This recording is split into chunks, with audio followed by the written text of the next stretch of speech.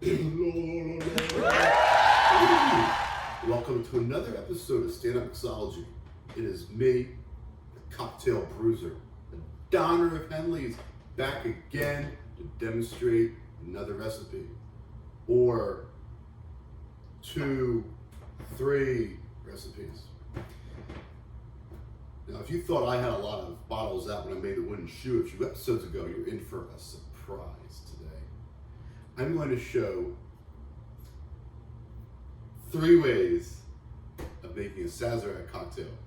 Sazerac is a very, very simple drink, almost like the old-fashioned, that it relies on one spirit, a sweetener, and a bitter. And a little slang extra for this one. The traditional Sazerac, as I'll put on the screen right here, is made from 2 ounces of rye, dash of Peychaud's bitters, and I don't have it out for right now, but a ½ ounce of simple syrup. And what I like the most about that drink is the absinthe rinse. Now, some recipes will say to take like a 1/4 ounce of absinthe, 1/8 ounce of absinthe, pour it into your glass, twist it around, and dump the remainder. Here at Stand Up Mixology, we don't waste liquor. No, we use every drop of it. So if you are going to dump it anywhere, it's going to be in your mouth. All right? But a better idea is to use an atomizer. Now this was made specifically to spray olive oil over a salad. And that's all well and good, but I have mine full of absinthe. You can also use it as a nice breath freshener. Yum, yum, yum. Now, something that I learned when I was in NOLA, New Orleans, is that the original Sazerac was made from cognac, which is also very good. If you want to try something different, do half and half. Half cognac, 1 ounce, half rye, another ounce. Those are 2 kinds of Sazeracs. But the one I want to demonstrate today is one that I had to find online because, well, I want to kick this over to a segment that I like to call the fly in my ice cube. You know what really puts the fly in my ice cube? These bartenders that think they discovered the cure for cancer. Listen, I love the drinks, okay? I want to drink it, but I can't always make it to the bar, all right? I want to make it at home. I don't own another bar, all right? I'm not going to take your recipe and sell it to the masses. That is not going to happen. I went to a bar in New York, Amor y Amargo, and I really liked one of their drinks here, the amaro Sazerac, all right? I very kindly asked the bartender, hey, what are the 8 amaros in this? You know what he said? I can't tell you. You know what your amaro bottle costs? I want to go about 8 of those to make this one drink? No, I asked because I was curious. Of course, over time I did build up this massive collection of amari, but that doesn't matter. You could share this information. It is okay, all right? It's nice to have people that are interested in what you're doing ask these questions, all right? All right, back at you. I want to give a shout out to the owner of Amor y Amargo, Sother Teague. Check out his book, I'm Just Here for the Drinks, for many, many delightful cocktail recipes. So this is the 8 amaro Sazerac. That is a lot of amaros. Amari. A lot of amari. I'm not following what I found as the recipe to a T. I ran out of Averna, and all the stores around here are out of it. But that's okay, because I am a sucker for the zucca. This drink, which I'm gonna put the recipe on the screen right here, is a 1/4 ounce of each of these 8 amari. I'm using zucca, Sibilia, Aperol, Cynar, Chocharo, Ramazzotti, Campari, and Maletti. That is a lot. But all of these are low ABV, so it won't affect you nearly as much as having these guys. We're also going to use Peychaud's bitters in addition to orange cream citrate from Bittermans. And instead of doing absinthe rinse, we're going to use one of my favorite liqueurs, green chartreuse, which, like the amaro Sazerac before, was a very, very well kept recipe. Here's a little trivia for you.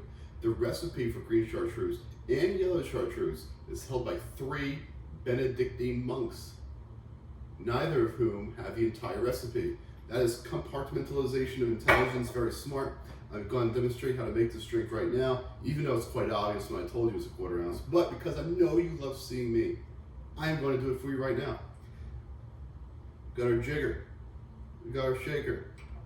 Wow, I said shaker. This is a mixing glass. I'm sorry for that. Our glass that I'm going to right now use. Wow, I took my ice out of here. Nah, that's enough. That's sufficient. Now, it might be worth your while to track down a Verna. I've used it before. It's also very good at the Manhattan Nero, the Black Manhattan. But I should not talk about something that I'm going to demonstrate in another episode. That's not very smart. Zucca is a very tasty amaro. Now, the thing about this recipe is that there's some amari that are stronger in flavor profile than others. For instance, Sibilia right here, which I'm using, is kind of menthol, almost like Fernet Branca. That flavor is going to shine through. Campari, which is usually incredibly bitter, is kind of mellowed by these 7 other bottles. Well, the bottle doesn't do it. The amaro inside does it. My mistake. Aperol is sweet, so you'll get a little bit of sweetness here. Wow, I am still going. This is only 3 bottles in. If you're going to make this for a party, or you like this drink, you want to make it yourself for later, you can batch this. Forget the 1/4 ounce, just do a full ounce. Now, I believe the original recipe did not use Shinar. This is an adaptation by Frederick Yarn, who I've told you before, from cocktailversion.blogspot.com. The original was some random amaro that Sother probably found in the foothills of Italy, which you can't get stateside. You probably can't even get in Italy. He's fancy. Chara has a very orange profile to it. Think kind of like Cointreau, Grand Marnier. Well, not quite as orange as those, but still there. Almost done. Patience, patience. Good drinks don't come fast. Well, it's not true. These are easy, quick. Stand corrected. Stand solid, stands corrected. Wow. Now the Campari. I can't believe I'm still going. This might be the longest episode ever. What a treat for you to see me for a longer period of time. Letty is chocolatey. And there's some chocolate fans out there. This is a bottle to track down. This would also be good in Manhattan. Well, I guess we can't call it a Manhattan. That's sweet vermouth. That's 2 ounces of amari right there. We're going to use, wow, Bittermans. You ready to get that all tight? Eyedropper worth of the orange cream citrate. Where the traditional Sazerac might take 1 or 2 dashes, this one calls for 4. Peychaud's. 1, 2, 3, 4. All right, dump it. Stir it. In case you forgot how to stir, I'm gonna do that for you right here. Wow, look at that. Maybe I shouldn't call myself a cocktail bruiser because I'm not bruising it. No, I'm not. I'm very gentle. See, look at that. Oh, so sweet. I think that's enough. I do not have an atomizer full of green chartreuse. Now this is hard to get off sometimes because of the sugars out there. This is the alternate method that I discussed. pouring in a bit, right? Roll it around. Do not dump in the sink.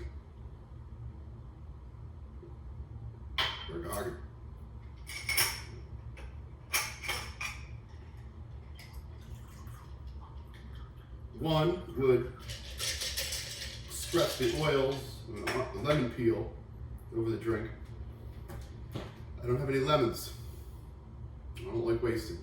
Well, I guess it's not wasting if I'm going to use it, but still, I don't have any lemons, so I'm not going to express anything over this. And here it is. And amaro, Sazerac. Very good.